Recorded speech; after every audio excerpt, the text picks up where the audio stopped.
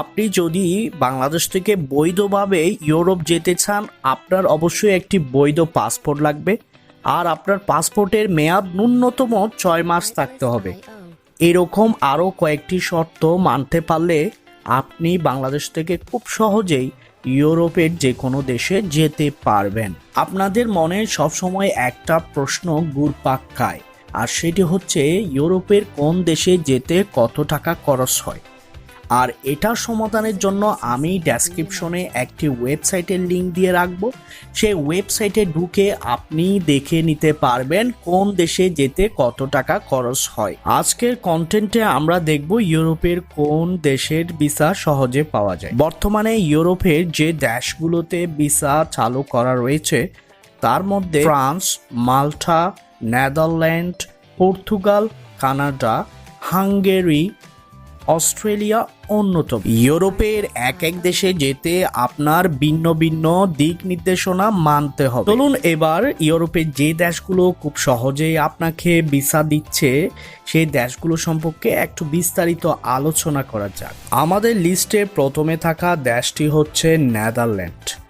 আপনি যদি স্টুডেন্ট হিসেবে নেদারল্যান্ড যেতে চান তাহলে আপনার চয়েসটা অবশ্যই ভালো একটি চয়েস, কেননা নেদারল্যান্ডে আপনি স্টুডেন্ট ভিসা নিয়ে খুব সহজেই যেতে পারবেন। বিগত কয়েক বছরের যে সকল শিক্ষার্থী নেদারল্যান্ড স্টুডেন্ট ভিসার জন্য আবেদন করেছে তাদের সবাই নেদারল্যান্ডে যাওয়ার সুযোগ পেয়েছে, কিন্তু নেদারল্যান্ডে যাবার জন্য আপনার আইএলটিএস স্কোর ন্যূনতম 6.50 থাকতে হবে। শুধু আপনার যদি আইএলটিএস স্কোর ভালো থাকে তাহলে আপনার নেদারল্যান্ড যাওয়া কেউ ঠেকাতে পারবে না। লিস্টে দ্বিতীয় যে দেশটি, সেই দেশটির নাম হচ্ছে হাঙ্গেরি।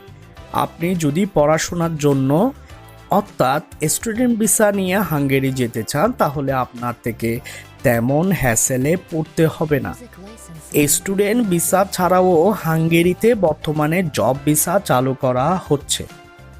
বাংলাদেশ পররাষ্ট্র মন্ত্রণালয়ের জরিপে দেখা গিয়েছে 2021 সালের 95% আবেদনকারী হাঙ্গেরি যেতে পেরেছে, আর বাকি যে 5% যেতে পারেনি তাদের কাগজে গরমিল পাওয়া গিয়েছে বলে কর্তৃপক্ষ জানিয়েছে। আমাদের লিস্টে তৃতীয় নাম্বার যে দেশটি সেটি হচ্ছে পর্তুগাল, অর্থাৎ রোনালদোর দেশ পর্তুগাল। আপনারা সকলেই জানেন পর্তুগাল দেশটি ফুটবল খেলার জন্য অত্যন্ত বিখ্যাত। তাছাড়া পর্তুগালকে বলা হয় প্রবাসীদের জন্য স্বর্গ, অর্থাৎ প্রবাসীদের স্বর্গ বলা হয় এই পর্তুগালকে। আপনি যদি পর্তুগাল গিয়ে একবার নাগরিকত্ব পেয়ে যান তাহলে আপনি ওই দেশের সরকার থেকে সুযোগ সুবিধা নিতে নিতে টায়ার্ড হয়ে যাবেন। বাংলাদেশ থেকে জব ভিসা নিয়ে পর্তুগালে আপনি খুব সহজে যেতে পারবেন, যদিও বর্তমানে একটু সমস্যা হচ্ছে। আশা করছি ভবিষ্যতে এই সমস্যাটার সমাধান হয়ে যাবে। কিন্তু হ্যাঁ, যারা এই স্টুডেন্ট হিসেবে পর্তুগালে যেতে চান, তার মানে পড়াশোনার জন্য যেতে চাচ্ছেন, তাদের আইএলটিএস স্কোর অবশ্যই 6 হতে হবে। মাল্টা দেশটি নিয়ে কি আর বলবো, এই দেশটি তো আপনাদের জন্য জব ভিসা নিয়ে অলরেডি দাঁড়িয়ে আছে সব সময়, আর প্রতি বছরই হাজার হাজার কর্মী মাল্টা দেশে জব ভিসা নিয়ে যাচ্ছে। এছাড়াও প্রতি বছর মাল্টা দেশ বিভিন্ন দেশ থেকে জনশক্তি আমদানি করে।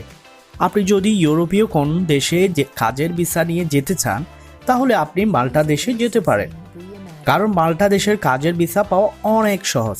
বর্তমানে বাংলাদেশ ও ভারত থেকে অনেক জনগণ মাল্টা কাজ নিয়ে যাচ্ছে।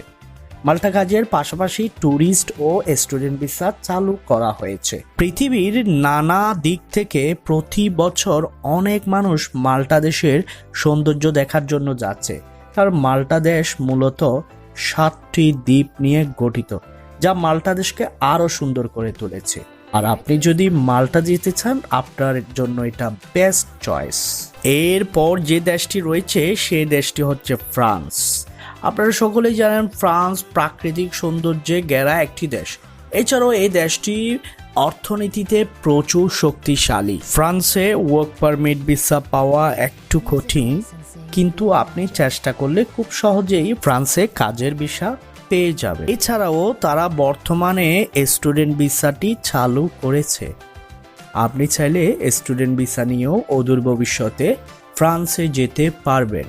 পরিশেষে একটা কথাই বলবো, আপনি যদি ইউরোপে স্টুডেন্ট ভিসা কিংবা কাজের ভিসা নিয়ে যেতে চান, যেটা নিয়ে যেতে চান না কেন, আপনার অবশ্যই ইংরেজিতে খুব ভালো হতে হবে। আপনার যদি ইংরেজি দক্ষতা না থাকে তাহলে আমি বলবো আপনি ইউরোপে যাওয়ার সব দেখা ছেড়ে দিন।